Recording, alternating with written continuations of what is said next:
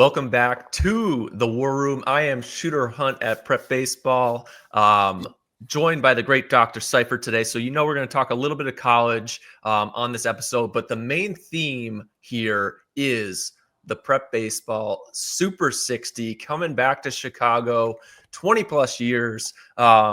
I'm really excited for it. I wanted to talk to the audience a little bit just about the event. It is the draft kickoff season. It used to be Super Bowl Sunday where this would roll out there. Now with that gap week, it's the week before, where 60 plus of the best draft prospects in the class come to Chicago for a pro style workout, all the metrics in front of close to 200 MLB scouts, decision makers, scouting directors, special assistants, guys from all over. That's kind of a huge sell, is like get that first look, initial look, what kind of adjustments, advancements have guys made in the off season.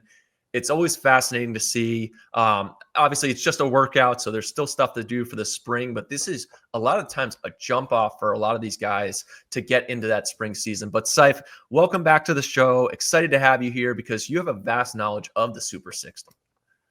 Yeah, I can go back a few years. I had to say more than you, Shooter, but I think my first one was, probably 09, 08, 09, wow. Somewhere in there. So, yeah, it's been a few years. I'm looking forward to, gosh, I hate to say almost my 20th, but I think my 17th or 18th. So, looking forward to it here in a month. I had some questions for you, and we're going to jump into the article that you have on some college breakout candidates for this year who may be coming out from the Super 60. But I wanted to ask you about just the scouting aspect. So, when you were with the club, what was it like coming in? Were you just scouting your area? Do you take each of the 60, 65, however many guys are there in a given year? Are you trying to scout every single one, or were you locked in on your area? As an area scout, yeah, I was focused on the area. I think my first 5 or 6 Super 60s were as an area scout. So you're looking at your guys in your area, but you also want to kind of take a look around at what else is out there. Fortunately for me, the earlier days of the Super 60, as you recall, it was just all Illinois, right? And then it was Illinois and Wisconsin. And then I think we added Illinois, Wisconsin, Indiana, and then Michigan, Iowa. Those came aboard. So it was a gradual thing. So it actually worked out really well for me as an area guy, because when it first started out, it was my area. Those are all states that I had. And then my last 2 Super 60s, I was a cross-checker. So and then, like I said, it evolved, and there were more guys. I think some came from Florida in those earlier years, and then New England states and such. Now it's a national. Now, as you know, we have kids from every state there, so it's a cross-checker's dream now. But in my earlier days, it was an area scout's dream. It's so the cross-checking aspect of it, because you do get a chance now to see guys from kind of all over. Are you, as a cross-checker, were you kind of, hey, what is my guy seeing? What is my area guy looking at here? He says he likes this guy. Now I'm getting a chance to look at it. Okay, I see the tools. Is that something you're kind of evaluating your guy as well as the player? Yeah, not so much evaluating your guy. I mean, that can be all done at the end of the day, and I think that's more of a multi-year study, so to speak, right? Like you can't sit there and constantly evaluate your area scouts. With that said, I mean, if you keep running in the same issue, then you just talk about it and get better. Both of you get better from it. But for me, the Super 60 was great because, again, as an area scout, some of those guys you're seeing for the first time, just because that's how it works. They're multi-sport athletes. You weren't concentrating. It's kind of like your first look at the spring. But then as the cross-checker, you're looking from guys all across the country, and most likely it's your first look, whether, that's just your look. And I remember Jared Kalenic, early days, Trey Ball, I mean, just absolute studs coming in there. And we still have those guys coming, but those are 2 of my earliest memories of Super 60s, two of the better guys with just – like Jared Kalenic just hit you in the face. He was so good. And he was there as a junior, not a senior. Yeah. So, the next year, when I got to see him that next year, we talk about it so much internally, that Kalenic year. He was legit. It was like a robot. Like, he was hitting balls through walls. How important do you like the Super 60? And I always talk about, this kicks things off. And when I talk to the players beforehand, this may be the last 60 that you run. This may be the last time you have to do any of these things data-wise, but have fun. Celebrate the aspect of going out there and performing, put on a show here. But, the spring's going to dictate a lot of this. What is the importance of going to the Super 60 as an area guy, national guy, whatever it may be, in some of the decisions being made in mid-July? Well, I think I just point back to last year, right? You had the two Nebraska studs in there, Fountain and Lewis. Mm-hmm. And I know coming in, the word on the industry, Fountain was the guy, right? He was the circuit guy. You can correct me where I'm wrong. This is just my memory. Fountain was the guy on the circuit. He far overshadowed Lewis. Well, Lewis came in the Super 60 and just put on a show, just a big dude that was tooled up, and Lewis ended up going, second round maybe?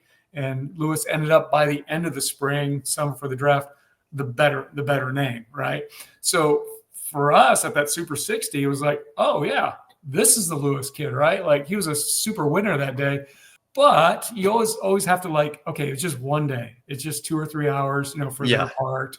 So you always have to keep that in perspective as well. The guy who goes out and touches 97. Well, Aiden Moffitt, we'll probably talk about him in a sec. He was at the 22 Super 60. He's a junior in college now.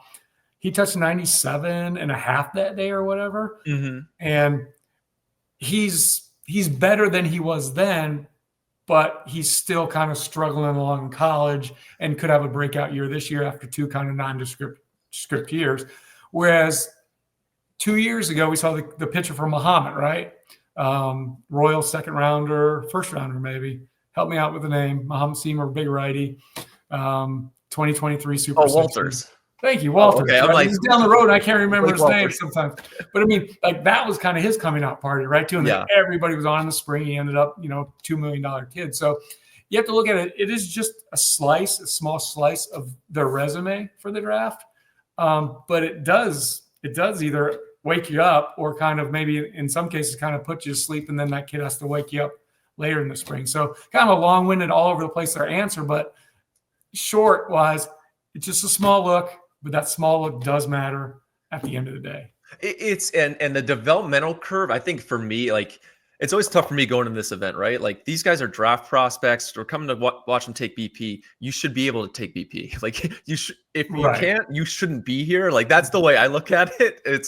But there are some advancements. Hey, what's the development curve look like? This guy just had 3 months. Where's he at now? Okay, I like where he's at from where he was in September, October to now. I think back to Max Clark, who took BP. Max Clark was very famous even coming there, but he had made some adjustments to his swing. So it was kind of like, hey, this is what his hands look like now. He kind of lowered them a little bit. He's still tinkering with them some, doing good in pro ball right now. Yeah, I remember that talk. Yeah. That was something that was different for me. And I'm acutely aware of these guys, right? Each one that's coming through, there's a reason they got an invite. So I know what they look like. So it's okay, how do we separate this from that? Which is always why I love having you at the event. Like you're getting a first look. Hey, this guy looks really good, which helps me dismiss any biases that may have to get an initial look at just what we constantly talk about, like scouting the tools. What are the tools here? This guy looks really good. Then diving deeper into, okay, this is some information beyond. Like this is what else this guy has. Hey, you like that guy? Not only that, but he's an absolute baller. He will just he'll do whatever he has to win. Like there are a ton of things to like. But even beyond Max Clark, I think Naz Anatella was another guy who I was kind of wishy-washy on. We'll see. But the tools really stood out. He had made some adjustments. And even more so, the interview that I did with him was blown away by, hey, this kid's makeup. He did a really good job defining his swing, what he's working on. He ended up making over $3 million. From there, the last year, which I really thought we've continued to take it to new heights, right? Each year you're at oh, this guy's really good. This guy's really good. To last year where we're looking at 19 guys drafted. So almost a third of the players drafted, a bunch of others kind of opting out to go to college, but over $17 million, which would have been over 20 because Chris Lavonis signs, Tyler Bell, those were both, $2 million way plus. over 20. Yeah. Probably turned down close to three, a couple, or at least Lavonis. So a lot more money on the line there, but each guy rolling up, they're like, hey, this guy looks really good. I always find the bullpen setting too. I don't know about you. There's little things I'm looking for, right? I've already seen a lot of the tools. Yes, we have the data, which I think that's been a huge advancements for the Super 60 in general. Since I've come on, just how much we've committed to that data side and how much the analytics have played a role. I'm thinking about the Matt Cusick was that 2018? He showed up and like back then hitting 95 was like, who is this guy? And I think we were just kind of diving into the metrics at that point, but like that carry fastball, it's crazy hop on it, but he eventually became a first rounder to now like the kids in general have very, very hefty knowledge with regards to their metrics, right? They're all in their facilities looking at the TrackMan at each swing or each pitch. I mean, shoot, even the hit tracks that they're utilizing from the hitting side. Is that something that you've had to adjust to? Like, hey, these guys are getting really smart with their spin metrics. I'm guilty too. My daughter's a junior in high school. I'll take her into the local place and we'll do hit tracks, right? And I'll put that thing on and I'm throwing her front toss at whatever, 25, 30 miles per hour from 20, right? Like I'm sitting there looking at, looking at, oh, 67, nice job, or, whatever. It's softball, so it's not going to come off as hot. But no, I'm guilty too. But as I scout college baseball players, I'm still kind of like, I'm traditional in the sense that I just go evaluate the tools. I can see the run time. I can see the laser time. I know there's a slight difference between a hand time and a laser time. I'm fine with the difference, right? Like, because I will get the time, but I'm using my eyes. Is it easy? Is it effortless? Is he lying on his feet or is he a clogger? Like, is it efforty? Is head and shoulders all over the place? So I'm breaking down like not just the time they do it or the exit velocity, but how they're doing it, right? Like, yes. I'm flashing back again. Last year, I have my notes in front of me, but the Titus Sissel guy, right? I don't think he was a huge name coming into that event. He was probably a decent name, but I just look at my notes, man. I love the kid. I thought he's at Missouri, but he signed in the 4th round for $800,000. I didn't know this, so this is just kind of like I categorize my guys when I see a hitter or pitcher, I put A, B, or C by him, right?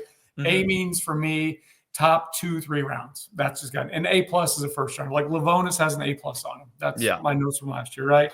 So I'll go A, B, and C. B is like a day 2 guy. C is a day 3 guy / probably a guy that should go to college and improve, right? And then I don't say my lowest, but just if you're 5'10", mature bodied and you look like that since 14, I don't know that, but I can just kind of look at the player, right? I just put college on you, COLL. So I kind of have 4 categories of guys I'll evaluate the Super 60. What's that? You don't want that label as a play. No, you don't want to look like if you want to be a professional athlete, you probably don't want to look like your dad when you're 14. But I mean, there are some that have become ball players, but we all get what we're talking about here.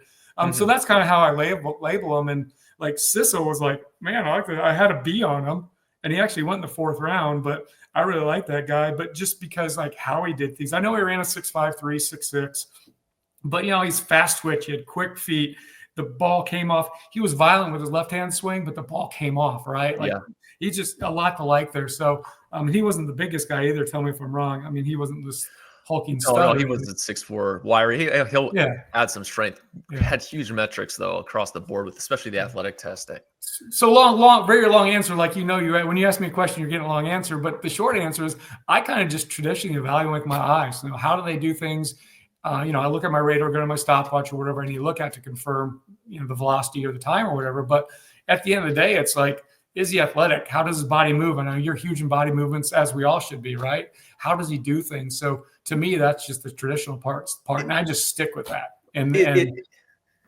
I was just, it's interesting you brought up Lewis and like, right, the metrics are also like 6'2", 60, 6'4", 60, whatever it may be, but like, beyond that, like when I was writing up Tyson Lewis, it's like the way he ran, it was like he legit looked like a horse. Like, I mean, he ran at 6'4", but it was more like, hey, this guy's body looks different than everybody. And Fountain the same extent. Like both of them really good. Both made 7 figures in the draft. But like those are some of the notes. I think you talking about the way that you put down your notes, like the A plus going through, because I don't know how many scouts are just like sharing their sheet. Like, hey, this is how I'm doing it. This is how I evaluate these guys. It's really awesome that you put that out there, because a lot of it, we put our scouting notes essentially public. So there is vulnerability to making mistakes, right? Like it's an imperfect science what we're doing, but like putting it out there, this is what I felt at the time. Not trying to doctor it to like appease what the industry may think.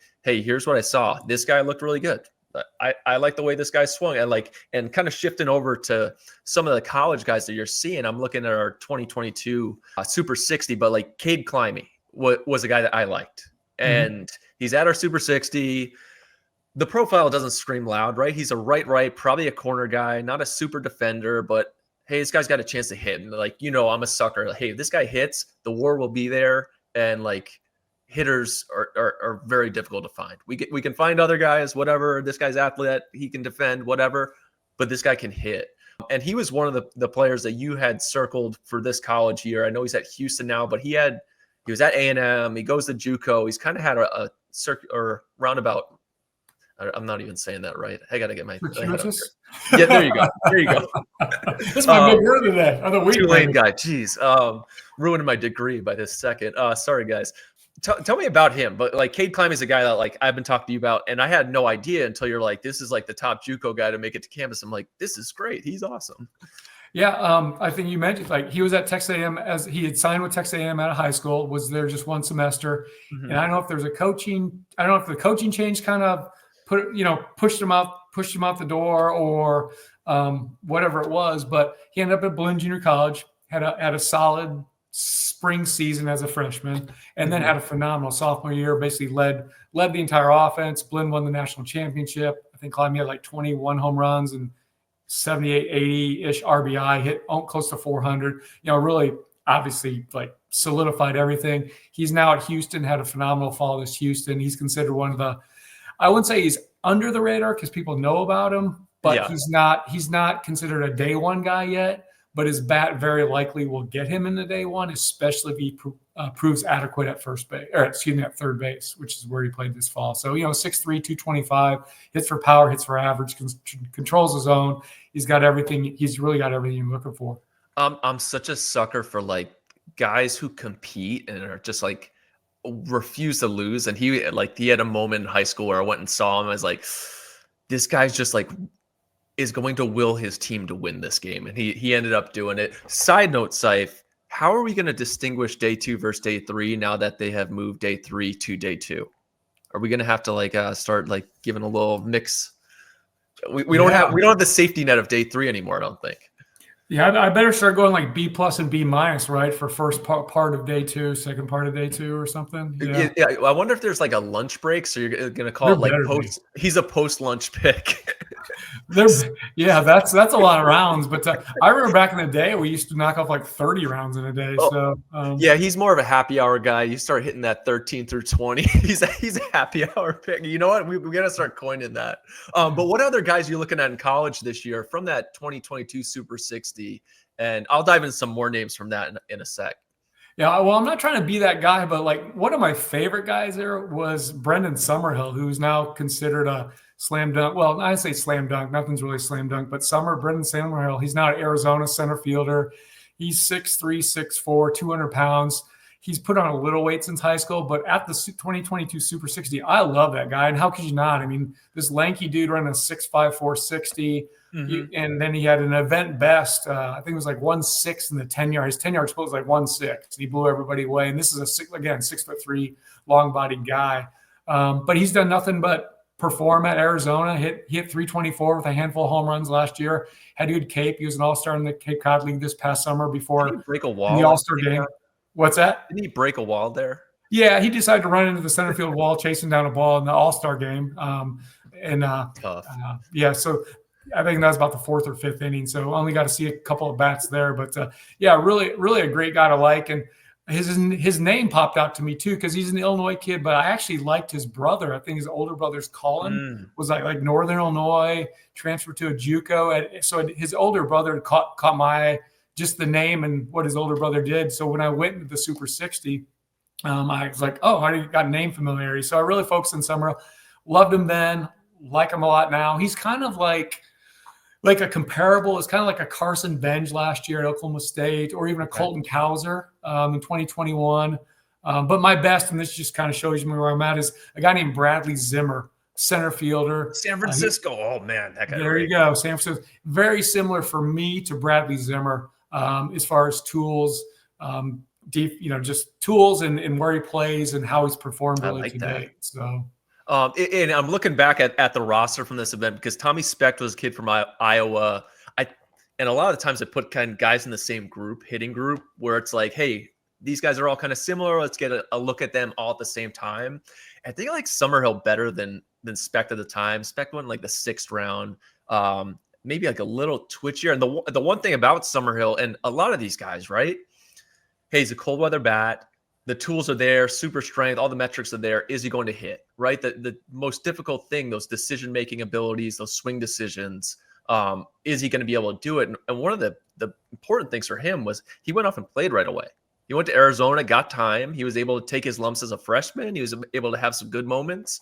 Similar to kid Easton Brayfogle, who was the next year, kid from Minnesota who had a nice freshman season last year at Arizona. But like that's so important when these guys go off, right? These are prospects, but hey, playing time, getting that experience is ultra important at these events. I'm looking at this roster here. Any other guys from that 2022 that are in college right now? Yeah, a couple more. I mean, I really like that. I remember like an Easton Carmichael at the Super 60 for his bat, right? Like he's a larger body catcher, had some arm strength, but the bat really played. And the fact that he caught was like, okay, this has got to be a guy, right? A catcher that can hit. So he went on the definitely foul list, and he's at Oklahoma now, having a good year. And if the draft were tomorrow, he'd probably be a 2nd, early 3rd round type of guy.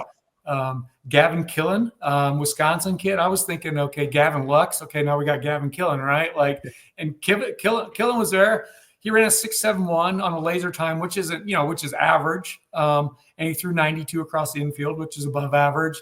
And I think his best exit velocity was triple digits, maybe 100, 99, 100, somewhere around there. But he had a solid, not a spectacular day, but he had a solid day. And that's what he is in college. Like if the draft were tomorrow, he'd probably be same area as Carmichael, maybe a little bit higher just because he's a middle infielder. Carmichael's kind of gravitated towards the outfield. He's going to try to catch a little bit this spring, but he's probably more of a right field profile now. Okay. Killen sticks out. And then he's not in this draft, nor was he whatever. But Dylan Dreiling was really the guy I liked. I'm looking at his name. You and Dunk were all over him at this Super 62. Yeah, I mean, I just love the guy. Like, again, not the flashiest tools guy, but just you got to love the swing. You know, he ran a 6.9, which is below average, but the arm was enough. The exit velocity was enough. I just love the swing, bat to ball, line drive. And he was a 2nd rounder as a sophomore eligible last year out of Tennessee. So those are the mainstream guys, but I'm going to say my under the radar guy for last, Shai Robinson was the guy. So I'll take infield for, he's now at Illinois State. So he's a local guy. I've kind of watched him develop over these last couple of years. And he only hit 250 last year. I think he had 20 some extra base hits, mostly doubles, but man, you guys develop into a plus arm. He's a plus defender, has above average range, 6'1", 6'6". He's going to stay at shortstop in pro ball. The bat's coming along, has a little bit more pop now to all fields. And Shai Robinson's just a name to remember for July probably 13th, because he's probably a day 2 guy. He's not a day 1 guy, but I really like his development. Great kid, coming along really well. And I just remember him the first time I saw him was at the 2022 Super 60. I'm digging it. This entire event, I'm looking at the names right here. Sorry, I'm the backdrop here, but like Luke Hansen has a chance this year. He's a really good UVA team. Gage Harrelson, who had a great year at Texas Tech as a frosh, is now at Florida State. Gage really stood out the Super 60 for me too, because I mean he runs a 6'5", right? It's effortless and light on his feet, and then he's popping triple digits exit velocities with batting practice. So he was one I really loved as a freshman. And then you mentioned Luke Hansen. I remember Luke Hansen from the Super 60 because of the long hair. And then I watched UVA play last year, and Luke Hansen still has that long hair. And it's like okay, yeah. I mean, I know that guy. I recognize that guy still. So it was pretty cool. And a lot of it is the makeup. Luke Hansen was a consummate winner. I think he was a multi-sport kid in high school. Even like Ross Heifeld was a pretty big name, and this year was out most of last year at Mississippi State. Didn't play this summer. I'll be curious to see what he has, because I mean he was like a 6'5" runner, crazy athletic. We've had some good success with catchers now looking back, and it's right. How many times ad nauseum we've talked about high school catchers, the difficulty of it, but then the college wise, the Henry Davises of the world. What's the kid at UNC this year? Is gonna be a 1st rounder catcher. Oh yes, gosh, why you do this to Luke me? Stevenson. What's that? Is it Luke Stevenson? Yeah. Yes. Luke Stevenson there, who I loved at this. But even going the kid Landon, is it Beidelshees? Beidelsheis? The lefty, yep. He was at the What- Super Six here, and Arkansas. like he was not spinning it quite as much as he is now. But like the advancements get these guys. Ben Bybee at Arkansas has a chance to do some stuff this year. I'm looking. It is always fun because our state directors do such a good job identifying this talent, right? And a lot of times, some of these guys are not famous to scouting departments, but our guys do such a good job of being like, hey, trust me, like this guy's going to be good. Like, right, Easton Carmichael, hey, he's going to be good, dude. He's at Prosper. He's going to be a good player. Cade Climby, going to be a good player. Just Dylan Dreiling, right? Hey, it's a corner profile, left-handed back, kid from Kansas. Is that like a huge name for a high school draft? No, but like, guess what? In 3 years, we're going to look good, or 2 years for him. You're going to look good having him at this event. So like, shout out to all our state directors with regards to that. I was just going through some of my notes, and I have way less years going to the Super 60 than you do, Seif. And you talked about Kellenick had a great, Alec Thomas. The two of them were at the same event.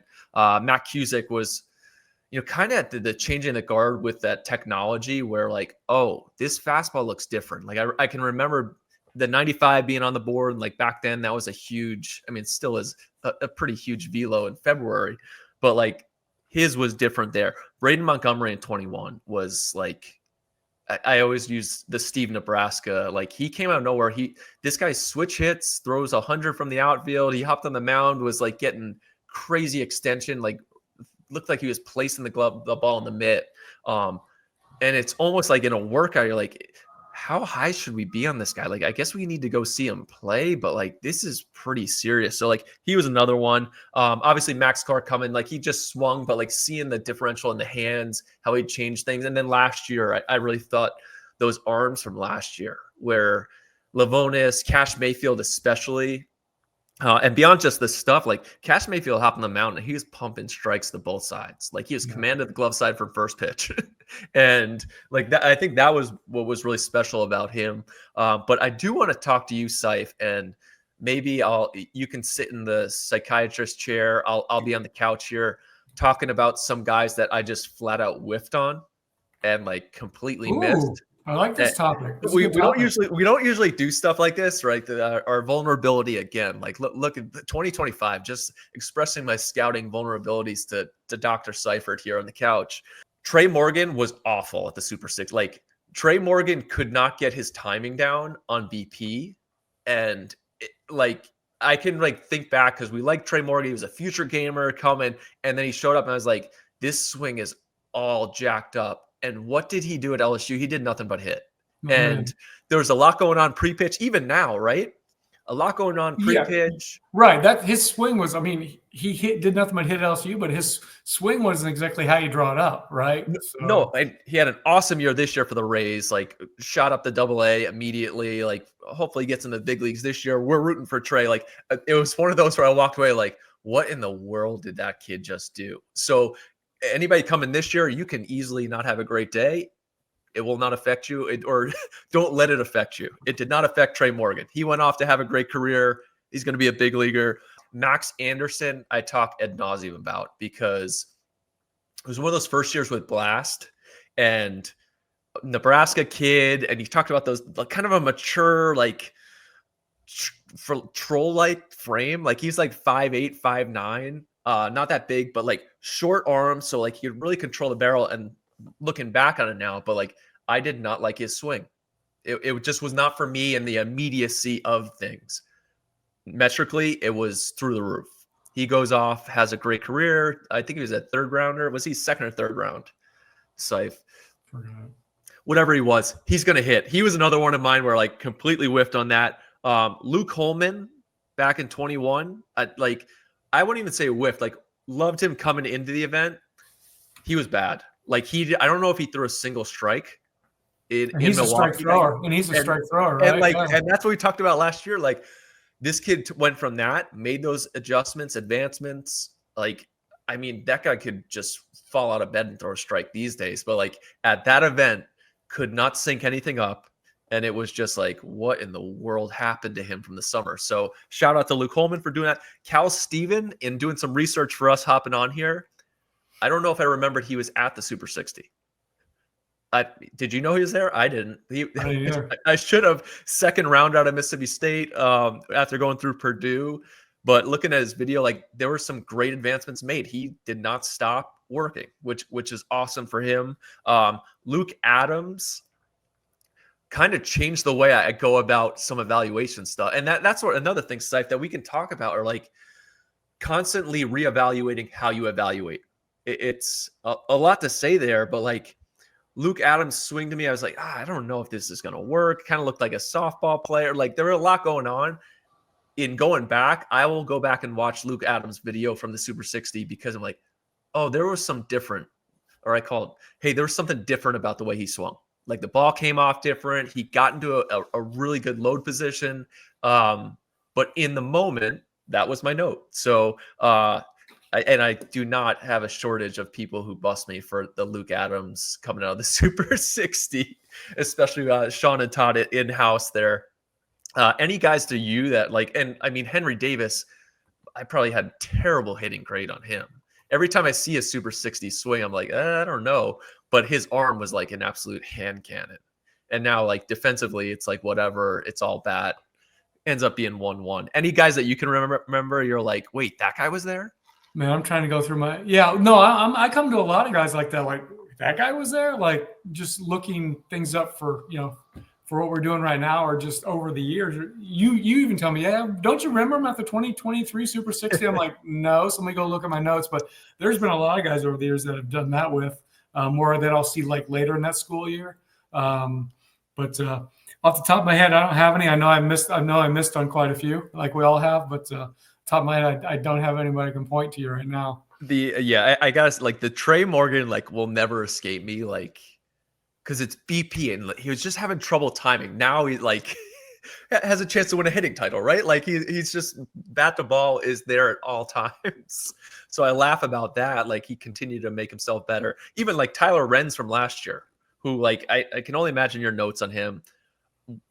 Not the best bullpen by any means. Like probably one of the worst ones. 800,000. Like he ends up having a good spring, goes off. One of the younger guys moves well.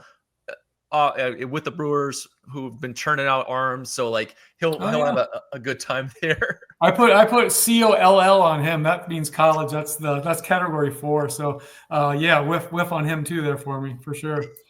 And that's why getting more looks throughout the spring, which we keep tabs on these guys constantly going out there. Who we're going to see. I think that's also another big aspect of the Super 60, right? Like schedule, right? Director's in town. He's watching this. Hey, I need to go see Chris Livonis.